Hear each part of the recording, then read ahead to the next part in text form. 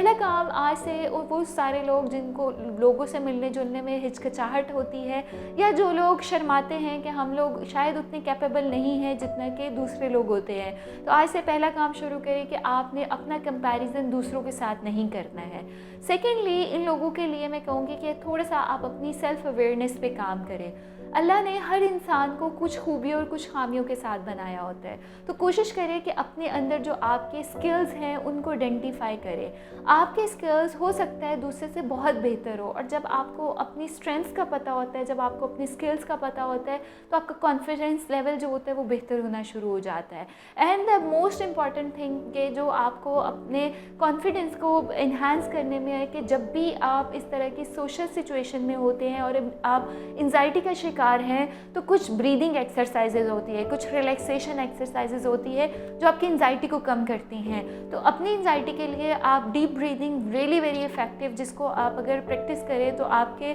जो hormonal imbalances हुए होते हैं ड्यूरिंग द एंजाइटी वो कम होना शुरू हो जाते हैं।